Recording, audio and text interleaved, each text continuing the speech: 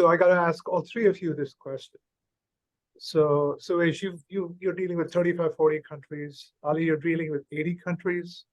Carla, you're probably dealing with 40 or 50 countries. How do you lobby? Who do you lobby in Chennai for languages you want supported, features you wanted supported, currencies you wanted supported? So tell me, give me the dirty secrets. Tell me who you end up pushing and shoving and lobbying to. Anyone kick it off. I think Vinny, we have a team in place, right? So and there are different teams for all these different expansion related problems that any business would face. For example, currency support. For example, the product specific features. Like I think one example that could come to my mind is when, I guess, Carla, you would be able to explain this better, is when you guys had this Zoho Books launch last year or something, right? So even the product teams back in India, they see the potential as the regional teams grow, right? There is support that is required, whether it is customer support, whether it is support to grow the business, look at partnerships and all that. And when product teams are seeing that there is a demand coming in, so there is a mutual understanding before we go to the market. And there is quite a few, there are teams in place to help support each other. And it's not just regional teams requiring support from the central teams, but it's also the other way around, right? So there's that mutual requirement of each other, I think. All of you are hiding your secrets. I'm sure you have an inside track to Sridhar. Say, Sridhar, I want this. I want more money. I want this. Ali, are you going to give me any dirty secrets? Ali's in Chennai. He probably goes and personally requests it. This is a part of it. Honestly, I think what Suvish said is absolutely true. There is an open channel of communication between us and the product managers, product marketers, and even the top executives. One of the things that we need to appreciate is that we have a direct channel of communication with every single person in the company, including Sridhar. I don't know how many hours a day he has, but it's definitely more than 24 hours. And we do a lot of lobbying, we do a lot of requests, and I can imagine us representing probably at least half of the planet, three of us. We do have a lot of specific requirements. So where we come from, Arabic is spoken by hundreds of millions of people, and for example, we need language compatibility. Then not only the application has to have Arabic writing features and right to left features and Hebrew as well, which is quite similar, but also it has to match with the local dialects, the language, the UI, the UX. And Arabic language, as a singular example, you might talk to 10 different people from 10 different countries, and they might not agree on the same word. What is the best word to use for a specific term? So we collect these kind of requirements. These are more on the UX and UI side. And there are some compliance requirements which are even more important. Zoho Books, guys, I think they had enough of us asking about localizing accounting and payroll and other things, and they've been super patient with us. And of course, they are dealing with the whole globe, but my problem is my region. So I selfishly have to push my own agenda because that's what I was trying to get out of you. What's your secret sauce? I think there is no secret sauce. There's a combination of it's a dance. Sometimes it's beautiful, sometimes, we trip over. But everybody gets what they need end of the day. And I think I learned this in the past 5 years. There might be a delay because there are millions of requests coming in, but it is going to happen at some point. It's not like who is the loudest guy. It is really, there's a logic and rationale behind who gets what feature first. That's great to hear. So talking about lobbying, talk a little bit about your government relations, because what do you find? I mean, clearly they can help you. They can represent you to small and mid-sized businesses. What are you finding from political perspective, how do you connect with the local governments? Anyone, talk about your region. Yeah, I can probably Carla? just interfere here. Specifics, what do we find? And actually, something that I do like, and I feel every single region is aligned on the same aspect, is the part of the digital transformation kind of like boat that started long back. So everyone wants to continue the trend because as of today, we see the result, right? We see companies expanding their operations. We see companies growing into different regions. So what I find the most interesting or the way we communicate is actually looking into a win-win approach as far as what we will do into interest. Maybe some companies or some countries, excuse me, may have a specific need to develop one topic. So we always look for local alliances, specifics. What have we found to work as specific for my region? One, it's universities. For some reason, government and these political aspects do want the new the future professionals to be emerged in early stages, so that's something that works out for us amazingly well. Second is also looking for local I would say just occasional chats to just exchange points of view in any topic that may be of matter for that specific time or month. So we do just have informal lunches to try to understand each other, try to understand needs, and see where we can even help beyond a technology aspect. And we also look for those types of alliances and relationships where we can also kind of go and together figure out a strategy which may help divulge or help grow a specific request in the region. I would say that as of now, what also gives us a big winning point is culturally speaking who Zoho is. Like Suvish was mentioning, we are private, so that kind of helps, to gain that immediate trust because they know that we're not after money, right? So they know that our legit interest is to help the region and to help the world. We basically pass on Sridhar's messages of, providing world-class software at a very accessible price, and that is what helps us open any door specific for LATAM. Any other comments? Ali, I define local government. I concur all of that, and it's interesting. In our region, again, there is a good mix of initiatives that come from governments, and some of them are definitely more resourceful, more interested. They push it. I think which countries would invest more in this space. And the good thing is that we find surprisingly, delightfully, a lot of these governments, the progressive ones, the doors are open. They're interested in having a conversation. So we enter and partner up with them in a number of areas. We usually approach ministries who are in charge of communication and IT and technology or digital transformation.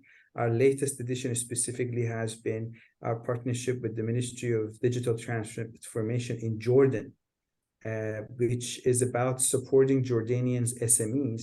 And as a good gesture, the government even gave us some subsidies. It was kind of like just to show their appreciation. In Saudi Arabia, we are working with the Ministry of IT. We have a 10-year pledge. I think what we promised is actually larger than some of the much larger competitors that we have. So they really appreciate that.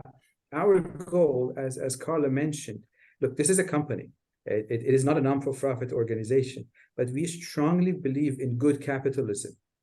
We're going to end up making money, but at what cost and how much is we are regularly reminded about where's the limit and what is our philosophy, which impacts our business model on a daily basis. And people, no matter their seniority, they can read, they know the body language, they can understand that, yes, we are very honest about our business perspective, our business objectives, but we also believe in doing good business. So they open the doors. What I find out, they open the doors much easier. In other countries also, we have very similar activities. Actually, before this call, I was on a call with government of Bahrain. It's been a long conversation, and we're trying to see how we can serve their SMEs. And they are quite open-minded and trying to even give us things that they have not been doing, like set new precedents for us and other tech companies. So what makes me really happy is that we become trendsetters at some points. Yeah. Let's talk about licensing. Suvish, do you find you have to make some unusual moves? Or is Zoho One such an attractive package? Tell me a little bit about pricing and licensing. What unique challenges you face? So Zoho One definitely, it's been, I think, 6 years since we launched Zoho One globally. I think this is sixth year. Um, it came with that promise of just one license, and you get to bring your entire company onto the cloud, right? And that still goes strong. It is our flagship product today. But at the same time, as you navigate with different organizations and then internal teams and their the dynamics within the teams and so on and so forth, you realize the customers would realize that let me start with maybe something smaller, right? So let me start with I don't know, maybe a marketing tool or a invoicing tool and things like that.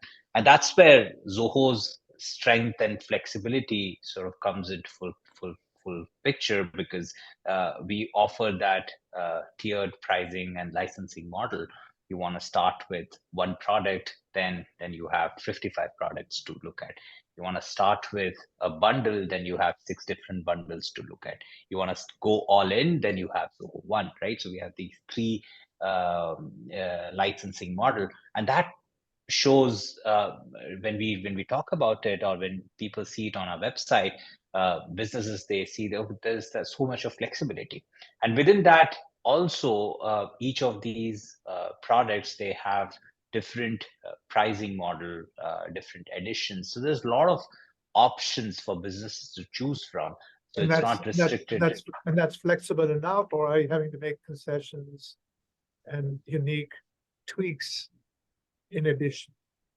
So what we offer off the shelf is flexible enough to most cases. Of course, there could be certain cases where the business would want to have a slight tweak. But most of the time, what I have seen, what is available on our website is good enough for our businesses, right? So the potential base. I imagine when other software vendors hear that, they're going to be very jealous of you, because it's amazing how many loops they have to go through and how many adjustments they make. Let's talk about the hyperscalers. It seems like AWS, Google, Microsoft Azure have homogenized DevOps in a lot of the world, right? Does that help you? Or is that actually, I've heard from some vendors that hurts them, because they're so dominant that you basically comply with whatever they're doing. What do you, hyperscalers, Ali, what would you say? Is that a blessing or I think overall it's a blessing for a number of reasons, and I'm sure the colleagues can touch on more points. One main reason is that we owe a big deal of gratitude to our competitors, all of us, as consumers, as competitors, as businesses.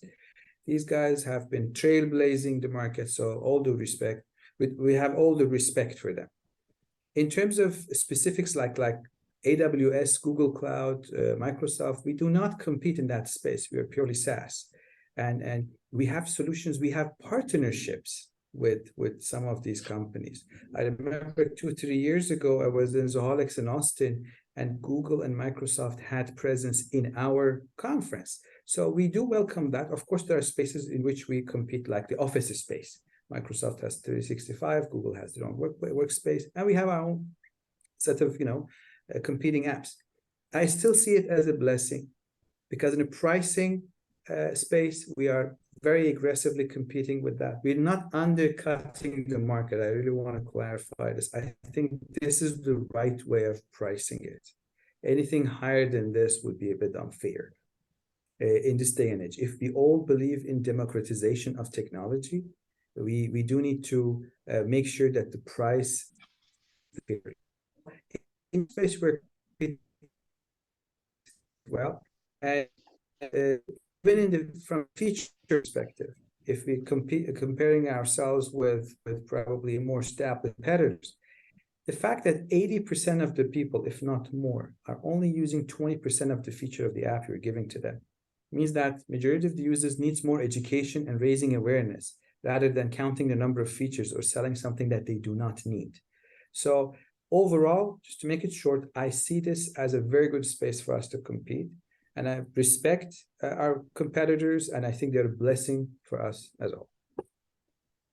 I don't know, you guys might disagree with me. Carla, any in your regions, do you agree, disagree with Ali? Ali? I agree 100%. I do believe that these competitors have opened, in a way, the space to evolve the way people work. So in a way, when we come in LATAM, what we see is that people and companies already have what we call back office truly established. So when we're looking at front office tools, which is more customer facing tools, this is where we come and actually fill in a lot of those gaps. But I agree 100% with what Ali was saying. I do feel that this is something that has helped every single vendor at the end, bounce off each other and realize where we fit and where we may not fit specific to the region. I can also say that in a way it has also allowed others to kind of, even like local, maybe smaller companies that may decide to also start in this or probably become and launch a local CRM. It helps them, or a local solution. It also allows them to kind of learn from these experts and basically just come and strategize and expand on your own plan for the region. But yes, I have nothing else to add. So I got to ask you something that I ask every interviewee in recent months, which is whole hype around generative AI. Is that more of a US phenomenon, or are you seeing it in each of your regions? Anyway, Carla, start with that, and I actually, all three of you, I want your perspective from each one of you in your regions. Yes. So Gen AI hype or reality? What's the promise? it's definitely something that made a big, I would say, disturbed the whole world, because in a way it was like, what is this? What do I want? Is it what I need? And it's funny because for us in our region specifically, I was telling you, we're trend followers and trendsetters depending on the topic, right? So when we see something that may seem like something above what we kind of imagined it would do, you have people piggyback on those comments, and suddenly you have fake news everywhere, and everyone's like, yes, I want to jump on this train, right? Because everyone's adding their own like culture or even opinion to it. But will it help, and will it actually help companies increase productivity, etc.? It will. Specific for all of us are all the all the trade shows that they invited us. All of the vendors want us to speak on AI, generational AI, right? And here, what I find very interesting is that for us, it's really not new, because we already had Zia in our products, and it was just kind of figuring out how it integrates with everything. But in that sense, for specific for LATAM, I do see a lot of new trends that will be generated and will be brought onto the market. I also identify people that are highly interested in this. And specific for our region, something I also want to share is that outside of India, the first developers are in LATAM, are in Mexico, right? And this also has to do with the amount of interest that we have. We constantly have other experts coming and asking for our opinions on their products itself. But overall, I do see and will do realize it will be here to stay, and companies will look for it and will want to use more of it. And I just feel that as long as the message is passed along correctly into limits, and also obviously controlling our organisms that can set some compliance rules on what it can and cannot do, I feel we'll be on a very good start anywhere in the world. Suvish, are you sensing a little more cautious approach in Europe? Are people worried about job losses and stuff like that? Unions getting concerned? Tell me the European perspective on I think more than the job loss here, it's the compliance part, right? So And there's Europe, privacy issues and so on. yes, privacy issues, the data transfer and all of that, right? And Europe has been forefront of all these compliances, or the founding region for all these compliances, and that makes the adoption of technology itself a bit more. It takes a cautious approach. But coming to the ground realities, I mean, I would agree with what, say, Carla said there. Businesses are curious to understand what AI can do for their business day-to-day activities. And if you look at Vinny, if you see from 90s, or ever since we've been using software, in the last 20-30 years, we took the software from our servers and have put it on the cloud, but we have not really made it smarter. And if that's something which can be achieved with this AI, we see businesses are ready to adopt, because they really want to make their workflows, they really want to make their day-to-day process a little more smarter, and that's what software is meant to do. So businesses are welcoming the little addition that AI could do, but beyond that, even we are clueless on what can be the larger impact of it. So it saw that hype cycle when Open Labs launched their product, and I think after that we see that things have plateaued, and now there is more on what exactly can be done or can be improved with AI in place. We see that there is a trust factor that comes into picture here. So businesses are cautious. So as vendors, we have the responsibility to make sure that their data is protected, and it's not going for unauthorized use, which is quite possible when you're plugging in with public APIs, public vendors. You don't know what's happening with the data, just like how you don't know when your data is going to a third-party cookie. You don't know what's happening with that, right? So that cautious approach is what we are seeing in Europe. We see every event that is being done today in Europe. There's mentioning of AI 100 times in a day. So this it's that the new shiny tool. A few years ago when big data was launched, was in the same space. So I would say we give it more time, and then we'll see what is the real outcome of all this buzz. Hi there. What about the Middle East? You're more of a trend follower. What do you see? Well, Hi there, the sorry. hype is high. Hi there. The hype is very high, but I want to touch on AI as a whole for a moment. I think this is the most emotional and hyped technology ever, because it's a part of our pop culture. This is the point to consider. I remember growing up in my high school times when we were doing programming and we thought, we own the world. AI stopped at some point. Neural network hit a dead end, and people kind of gave up. This is a long time ago, obviously, probably 25-30 years ago, where neural network conversation hit a dead end and nobody was interested. They thought it's never going to happen. Between then and now, we have generative AI, which you have two sides of the spectrum. Some people call it magic and the next big thing, and some people call it's just the over-glorified assistant. I don't agree with neither. I think somewhere in between. I think it's extremely impressive technology. It's been there for a few years now, but what we saw with ChatGPT 3.0 and after that, it showed the power. There's a lot of hype around it, just what I'm trying to say, but there is also substance. I don't want us to lose focus because of the hype, but by us, I mean the market as a whole. And right now, our responsibility as a tech company is help our users, first of all, identify signal from the noise. There's a lot of noise. And I agree with the approach that companies like Zoho, us, and also Apple are taking, more cautious, as both Carla and Suvish mentioned.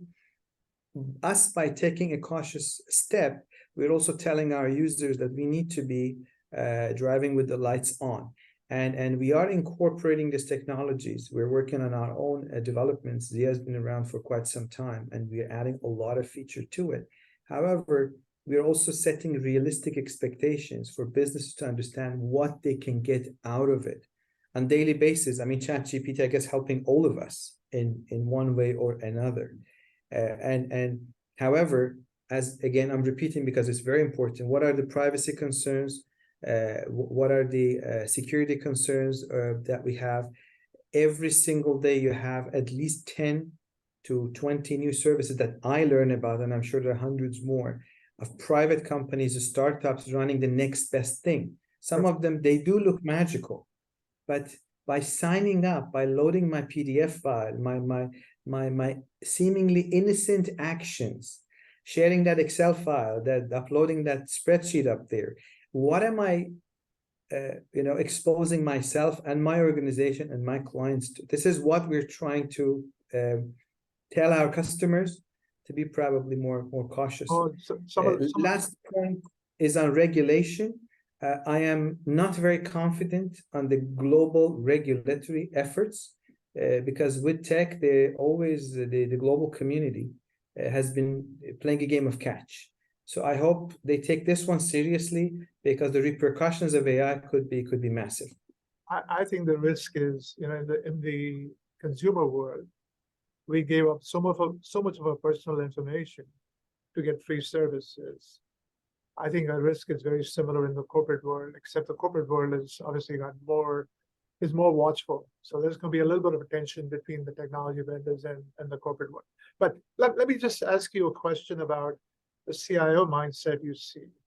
When I started my career, companies didn't like to buy packages. They're like, we build our own software, we're unique and all that. It's been a sea change for the last 30 years, right? But I'm sensing a move back to, hey, look, I got low code tools, no code tools. Maybe I should start to do more custom development. What are you finding in your regions? Similar, or people are still in the buy cycle? Suvish, any thoughts there? From where I'm seeing the IT department, IT leaders, right? They are in the buying cycle because they see the value a vendor can bring in, which gives them a lot more resources in hand to do other business critical activities. And we see, like, for example, Zoholics UK is happening next month, in 3 weeks. We have a few IT directors of mid-size and enterprises who are going up on stage. They're talking about the deployments and how this has really helped in business to move forward. And these are the guys who've been implementing Zoho and using Zoho in the last couple of years. So you see that trend also in the new conversations we are doing with our potential customers, where the IT is taking the lead in terms of evaluating the software, finding all the right answers to see how this can be internally used, educated, and things like that. And then they are helping the business to build custom applications on top of it, which is where, for us to have the access, have something like Creator, they're playing around with Zoho Flow. I was talking to a IT director of a security, data security company a couple of months ago, and he showed me about 250 different flows he has built on using Zoho Flow and multiple of our apps, right? And this is about 300, 350, 400 employee company, and they have customers in wearables, in a different consumer sector, and they've connected all of these different systems. So he and that excitement that he had, because when he was showing the system, it was amazing. Pride, right? Yeah, absolutely. Yeah, that's the pride, right? So what we are seeing is, as an IT or as a developer department, you would want to give that freedom to them so that they continue to experiment with new things, but at the same time take away all the other administrative tasks from them. For example, a CRM would take up all the rest of the administrative task of having records of your customer data. Accounting software will do that. So they don't have to worry about all these things, but then they can then play around with our system. They have used Catalyst, for example. They've used Creator, Flow, where they can play around. They have their little playground to really help the business to become the real partners in growth. And that's And what we're imagine seeing. as your ecosystem grows, they're going to find your partners, and so it's going to become a mix of your products, partner products, and their Yeah. own custom development products. Probably Correct. in Latin America, you probably see a lot more partners willing to develop products on your platform, right? So it's a really fascinating world of so many applications to pick from. Well, folks, thank you so much. This has been really, really invigorating. Any final thoughts before we sign off? Carla, you go first. Yeah, I mean, as far as my thoughts, because that's a very broad topic, but specifically into what I would like to finalize is that something that we're seeing here in Zoho for this year specific is that other regions like Ali's region and my region are actually taking off pretty well, right? So what does this mean? As before, as you can imagine, every single technology vendor would focus in the top markets, US, Europe, right? But when you have Zoho's approach, which is unique to every single region and basically working in the direction that makes sense for the region, then we have the opportunity to also develop other regions at the same time at the same speed, which in times like the current times that we're facing, as you know, many economical situations around the world with war, with elections, etc., we have these regions that can actually bounce back and function as secondary powerful regions that that will help the company in the long run, right? So that's something that I do find very interesting. I think it's always good to have this approach of always looking for a global kind of approach specific to needs, and then we learn off each other, bounce off each other's ideas to continue with the expansion. So that's something I just wanted to close and final idea. Mhm. Ali, any thoughts from your region? What Echoing on what Carla said, every single point, of course, is relevant to us as well. And just probably shortly on the fact that highlighting our philosophy, the difference of Zoho's philosophy compared to an average tech person being in the market leader or smaller companies. I think it is very unique and important for us to the fact that we are remaining and will remain within this space where it's not only about building and selling software. It's about setting trends, not only in tech, but also philosophy of doing business, being very bullish about privacy and security and not being tired of repeating ourselves over and over why this is important and reminding ourselves and the market. And I hope everybody listens to this, that us as tech companies, we have unprecedented amount of power. And with that power should come massive responsibility. We are reminding it to ourselves internally on a daily basis. We ask our customers to evaluate us on that.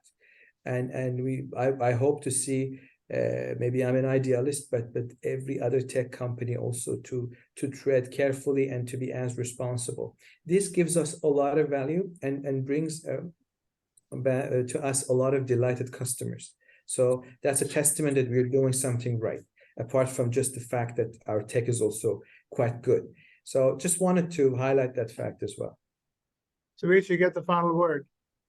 All right. I think I'll continue, or I'll pick up the trails where Carla left. And 4-5 years ago, we started this journey of this whole transnational localism, right? Internally, also, to be fair here and transparent, we didn't know what path to go after, right? And Zoho as a culture, we are not a top-down culture. There's nobody sitting on top of the in Chennai or in the US saying, hey, Ali, you do this, or hey, Carla, you do this. We are trying to find what is good for the region. And from that perspective, what I see across the region is we are slowly becoming a truly global company.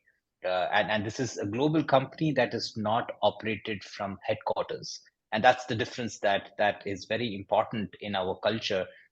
because we can autonomously take the decisions that is needed for that country or for that region, whether it is getting more people to support the customers, the partners, whatever that is needed from the product side, because there's this open channel of communication, like Ali said. And because of that culture we have in the company, it makes us, and this is again the feedback from the market, it makes us uniquely different, because you are then really doing something for that country and not something which is being told from headquarters sitting somewhere in the world, right? And I think this spirit of development is helping us in the last few years, ever since we started this project. And I think we all are quite bullish, quite opportunistic about the approach we have taken. Well, this has been a fantastic 40 minutes or so. You know, I'm hearing a lot of glib conversations like globalization is collapsing, or Germany is getting deindustrialized, or after Brexit, UK is dead, or the US, we're going through de-dollarization. There are so many glib comments out there, right? And I keep telling them we're going through a re-globalization phase. Multinationals are moving resources around. They're leaving Argentina, they're going somewhere else. They're being forced to leave Russia, they're going somewhere else. They're moving supply chains away from China. There's a lot of change going on. And then you have the emerging economies, right? Kenya is coming up with new consumers, new developers. And Ali, you probably have 6 countries in your region that are blazing new trails. We've got things like Indonesia. We've got, you know, so many emerging markets that we're going through a re-globalization phase. So I love talking to folks like you that are on the ground, seeing that happen. You know, keep the faith. We'll have you back in a few months. Let's do this every few months. Thank you.